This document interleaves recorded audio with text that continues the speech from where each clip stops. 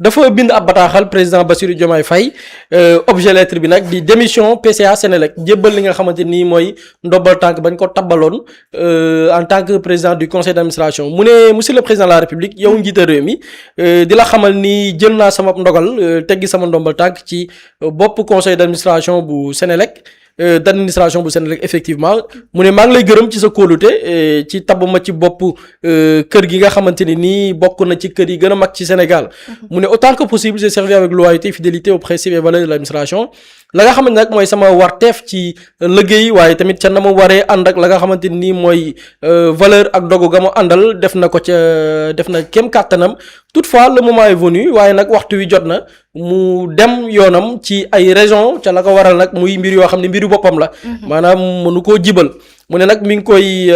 souhaiter maanaam di ko ñaanal wér waaye tamit la nga xam ne mooy digg yi nga xamante ni digg woon na ko ak askanu Sénégal suñu borom matale ko mu ne moom président de la République mi ngi koy gërëm et di ko jox wàccuwaayam moom monsieur Habib Sy président du conseil d'administration mu mel ni bataaxal bi moo wadd démb xëy na peut-être liñ ci mën a jàpp mooy peut-être certaines polémiques et je pense que Pape Samba mun na ci indi quelques leeral par rapport ak ñenn ñi nga xam ne ñoom def nañ ko coow par rapport ak lettre bi mais aussi la nature confidentielle bi nga xam ne moom la ñu stampé li nga xam ne mooy la lettre. jërëjëf Boury Pape Samba la moo war a indi li nga xamante ne moo di coow li. waaw coow li je pense que li ko indi mooy peut-être li ñu def ni confidentiel par rapport à la lettre parce que d'habitude dañ naan toutes les lettres yi nga xamante ni dafay nekk ci administration ñu estampillé ko confidentiel waruñ ko jàllale ci espace public te muy dëgg effectivement les lettres yi nga xamante ni dañ koy estampillé confidentiel day nekk lettre yoo xamante ni xëy na diggante bànqaas ak bànqaas la te warul di circuler peut-être sur l'espace public parce que mën na concerner ay lettres yoo xamante ni xëy na une structure par exemple bu bëgg a jël benn décision bëgg ko yónnee ministère de tutelle am une décision qui engage des milliards loolu warul circuler ci espace public bi looloo tax ñu naan lettre boo xam ne dañ ko estampillé confidentiel waruñ di génn ci espace public bi man nag par contre par rapport à cette lettre dama jàpp ni il y a un caractère particulier mooy c'est une lettre de démission man li ma gën a jaaxal et loolu moo ma xaw a jaaxal ci 2 poids 2 mesures bi may gis ci gars yi di critiquer dañu ne lettre boo xamante ni c'est estampillé confidentiel warul génn nangam sangam warul médias yi koy traité sax lii du yoon ma ni ok ça c'est une lettre de démission qui n'engage aucun franc des Sénégalais qui n'engage aucune décision ci société boobu wala qui engage État du Sénégal par contre il y a une lettre confidentielle boo xamante ni Jean-Michel Sène yónnee na ko ministère des finances lettre boo xamante ni day jëm ci projet ASER bi mu soxla dara ci ministère de finance am lettre boobu pourtant fuité na c'est une lettre estampillée confidentielle ñiy wax tey ji affaire administration mais c'est les mêmes personnes ñoo jël élément yooyu noonu def ko ci seeni une journaux yépp ne xoolal Jean-Michel Sène li mu waxoon ci dossier bii nii xoolal lii fu mu toll nangam sangam nekkate luy amul mais pourquoi ces personnes-là ne s'étaient pas arrêtées pour dire que non lii lettre confidentielle la warul génn xam nga moo tax gis nga Sénégal am na ñu bari ñoo xam ne information c'est en fonction de nan la leen di arranger nañ lañ koy jëlee man nee naa gis nga lettre administration effectivement quand c'est estampillé confidentiel xëy na warul génn ci public mais bi cas bi ci particulier mooy lii lettre de démission la man gisuma man xëy na gars yi dinañ ma rectifier gisuma man lettre de démission boo xamante ni c'est la personne moom moo ko bind yónnee ko jël lettre bi moom c'est personnel mu publier ni dafa annoncer démission am honnêtement gisuma scandale bi man parfois au Sénégal je vois des scandales je ne vois pas le scandale il est où non sérieusement man damay toog yenn saa Sénégal gis gars yi di scandale nga ni bon ñii lan la ñuy coow nga dugg ci affaire doyen Habib su nga ni bon c'est sa lettre de démission moom moo jur coow et pourtant li jar a coow romb na te personne waxu ci personne n'en a parlé et par rapport à ça man gis naa sax le doyen Habib Sy am na benn publication bu mu ci def di ko expliquer parce que ci biir publication mu ne beaucoup d'ignorants au sujet de la publication d'un document administratif estampillé confidentiel mu ne la lettre confidentielle d'un agent démissionnaire appartient à l'auteur. Il ne saurait être muselé par la confidentialité dont l'objet principal est d'éviter la circulation en interne sans autorisation. il a la latitude de publier la lettre, d'autant plus que son destinataire l'a reçue. Prudence quand on a la prétention d'apprécier la rédaction d'un cadre avec 40 ans de service administratif. Maintenant gis naa ñu bëri naan ko waaw léegi boo defee 40 ans ci service administratif loolu ñun xawma la nag ma ne ok soit c'est bien mais man damaa jàpp comme ni mu ko waxee la lettre de démission d'abord la lettre elle est personnelle yónnee na ko ki mu koy yónnee c'était comme si tey jii man li tax ma ne scandale bi lan je comprends pas le scandale mooy Habib Sy li mu bind ci lettre bi mais il aurait pu bind ko exactement de la même manière ci page Facebook am loo xamante ne du lettre mu bind ko exactement de la même manière est-ce que di nga gis kenn coow ci parce que man ci man quand la lettre elle est estampillée confidentielle fii ci coow nekk mooy le contenu de la lettre c'est quoi mu ngi mel ne tey jii ñu liggéey ci benn société boo xamante ne c'est une société de l'État ñu am benn échange en interne boo xamante ne pour nga rendre ko public da ngay soxla autorisation parce que loolu c'est important ci li mu wax lettre confidentielle en interne mënoo ko publier publiquement parce qu'il faut nga soxla autorisation mais lettre de démission tu n'as pas forcément besoin d'une autorisation parce que c'est toi qui démissionnes yow yaay démissionner yow yaa bëgg yëgal nit ñi da ngay démissionner donc fan la ci degré de confidentialité bi nekk parce que une démission n'est pas confidentielle en soi parce que boo démissionner nit ñi dañuy xam ni démissionner nga mais en revanche tey jii bu ñu ñëwoon ñu ne Habib Sy yónnee na président de la République lettre nee na ko West African Energy bi Senelec décidé nañ ci lii Habib Sy jël lettre boobu mu yónnee président de la République naan ko West African Energy bi président conseil d'administration bi ma nekk administration bi décidé nañ ci lii mu publier ko sur sa page Facebook ne lii nga xamante ne décidé nañ ko yónnee naa ko président dama koy yëgal sénégalais yëpp foofu effectivement il y a une faute administrative parce que da ngaa nekk di divulguer ay informations yoo xamante ce sont des informations internes à la boîte interne à l'administration sénégalaise mais le doyen Habib Sy qui démissionne loolu ce n'est pas une information interne c'est une information publique te li tax nag gars yi bëgg détourner le débat bi xam nga fan la nekkee le doyen Habib Sy c'était un candidat boo xamante ni Ousmane Sonko bokkoon na ci ña nga xamante ni dañoo jàllale seen candidature il a bénéficié du parrainage parlementaire ba mu nekkee candidat Ousmane Sonko tànn moom dafa génnee boppam ñoom ñëpp ñu tënku ne dañuy jàppale Bassirou Diomaye Faye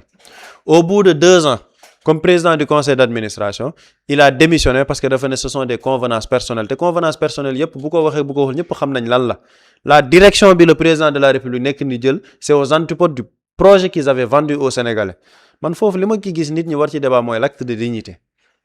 te loolu jàngale bu rëy a ngi ci pendant que des jeunes ñu ngi manœuvre matin et soir di ut décret te ci loo xamante ni projet bu defaroo Sénégalais yépp la defaroon ñoom ñoo ciy gën a fekkee sax ay ñoom doyen Habib Sy ak doyen Alla Kane yàlla na leen yàlla may gudd fan ak wér-gu-yaram pendant que ces jeunes ñu ngi manœuvre il y a des vieux wala des anciens yoo xamante ne ñoom ils tiennent toujours au respect de la parole donnée ils tiennent toujours aux valeurs de dignité aux valeurs de yi nga xamante ne moom mooy valeurs yi ñuy yàgg bëgg jaay Sénégalais ci politique yooyu la nit ñi war a débattre parce que président conseil d'administration Sénégal ñiy manœuvre nii am na ñu bëri buñ ko amoon duñ ko bàyyi de xalaatuñ kaa bàyyi mais c'est parce que c'est une position de principe àndatuma ak ligne bi gouvernement bi jël bi président bi jël je démissionne man loolu la nit ñi war a débattre mais ñi nga xamante ne ñu ngi débattre ci ay non lettre bi dañ ko estampillé confidentiel c'est les mêmes personnes qui avaient pris la lettre de Jean-Michel Sène à son ministère de tutelle mooy ministère finance bi di ko def ay une tous les jours naan xoolal du projet bi ndekete projet bi musul démarrer fii la toll jeté en pâture Jean-Michel Sène il n'avait jamais souligné le caractère administratif de la lettre donc il y a une hypocrisie dans le traitement de l'information te man damaa jàpp ni lettre bi bu doon dafa am lu ci graaw effectivement dinañ ne lii moo ci nekk mais une lettre de démission wax dëgg neex yàlla je ne vois pas scandale bi fu mu ci nekk.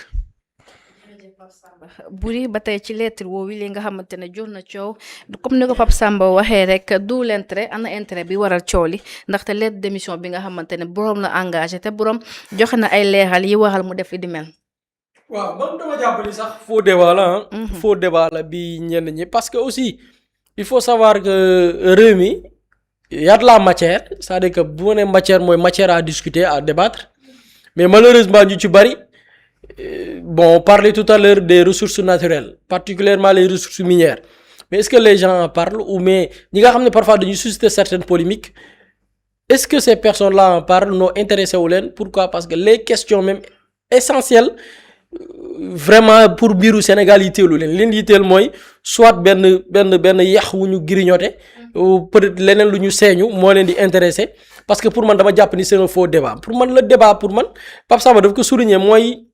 jàngat bi ñu war a def par rapport ak ki nga xam ne jàpp na ni comme yeneen ci ay naataangoom yi mu tollu génération ci politique ñi ngi tey ci ay discours pour mën a sóobu ci li nga xamante nii mooy l'exercice du pouvoir nga comparer kook ñi nga xamante nii non seulement ay naataangoom lañ ci wàllu at mais aussi comparer kook ñeneen ñi nga xamante ni ay jeunes lañ am l'avenir devant eux tey pour des questions politiques tax ñuy weddi seeni principe weddi li nga xamante ni moom lañ doon idéal bi nga xam ne moom lañ waxoon moo taxoon ñu doon xeex man pour man jàngat bi dëgg loolu la parce que effectivement démission bi pour man jàngat bi orientation bi sax foofu la pourquoi même démissionner parce que démission bi yow tey mën nga jël ay nit bu ñu ba ci am na ñu des dans le pouvoir nekk dans les secteurs stratégiques ñooñu il va falloir que ñu sauver li nga xamante ni ou bien limiter les dégâts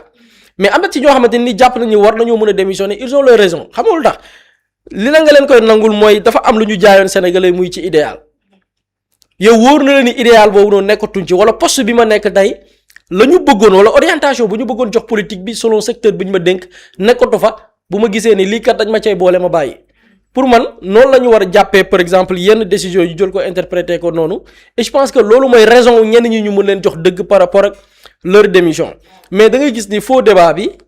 ñenn ñi ko créé ils sont dans leur logique c'est des gens qui se permettent man dafa am ay profils yu may xool sur la toile wala parfois ñenn ñi nga xamante ne dañuy entretenir c'est des gens très contradictoires da koy jël rek ci par exemple soxna si defoon sortie bi ndeysaan aw Amar la tudd mooy Ami Mara muy ministre de la pêche day xool dañuy ñëw ñoo xamante ni ñoom créé nañ ci faux débat c'est-à-dire que on parle d'un scandale boo xamante le scandale c'est quoi on parle d'un niveau d'une ministre de la République d'un problème de niveau parce que niveau bi du parce que nit mën na dégg français nit mën na am niveau trop mais il n'est pas à l'aise dans la communication loolu c'est normal nit ki am trac parfois mu def conjugaison bu baaxul wala mu vraiment utiliser jaxase mbir yeeg yooyu noonu c'est normal parce qu'il n'est pas à l'aise dans la com mais là on repart d'un problème de niveau un ministre boo xam dem nañ xool texte yi muy bind texte bi daanaka ay fóotkat ci da nga naan kii est-ce que les fiches ou bien les documents techniques est-ce que dina ko mën a lire pour comprendre ko au lieu que ñenn ñi orienté foofu débat bi mais ki xam nga fan la ñu orienté débat bi complexe nangam laaxum olof en fait ce sont ces mêmes personnes en fait ce sont ces mêmes types de personnes ñooy entretenir ce genre de débat lettres confidentielles et pourtant Pape Samba da ko souligner y a des lettres confidentielles boo xam ne un ministre la ñu envoyé lettre estampillée confidentielle et lettre bi automatiquement dafay dem vers moom ñu xëy gis ko ci ay page kuluna te xoola ñi ko doon traité c'est-à-dire document bi dañ ko bind sur papier envoyé ko Cheikh Diba ki ko jël envoyé ko c'est-à-dire que lettre bi nga xam ne moom moo ñëw ci Cheikh Diba maanaam ki ko yor ci boppam moo jël feutre di surligner envoyé ko ay page kuluna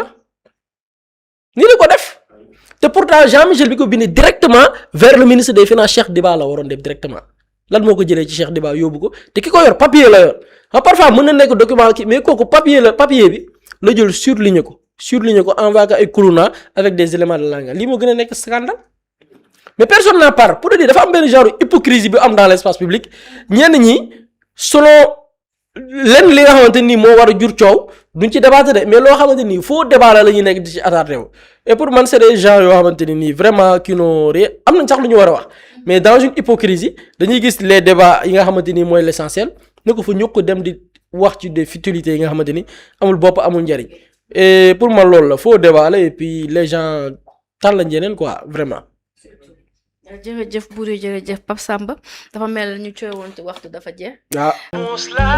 Muslay Immo Sénégal moo ñëw taxawu leen indi ay saafara ci jafe-jafe yi ngeen di dund ci wàllum immobilier yow mi bëgg a jënd terrain yow mi bëgg a jënd kër wala tabax jokkool ak Muslay Immo da nga am sa kër bëgg ku la ko terrasseel wala nga am sa tool bëgg ku la ko lotiseel defal la ko ay terrain Muslay Immo daf leen koy jàppandil gunge leen ci anam gu mucc ayib ku am sa kër itam te nekkoo ci biir réew mi bëgg ku la ko toppatool gérer la ko Muslay Immo moo ci gën a gaaw gën ci wóor yow mi bëgg a defaraat sa kër wala nga bëgg a toxu te bëgg ku la ko nettoyer ba sax nga bëgg a defar plan architecte plan béton armé wala nga soxla ay conseil ci wàllum immobilier contactel Muslay Immo Sénégal ci 77 887 25 13 77 887 25 13 man ngeen itam abonné ci seen YouTube bi di Muslay Immo Sénégal ngir yeneeni xibaar ak Muslay Immo Sénégal jaaxle jeex na ci wàllum dëkkuwaay.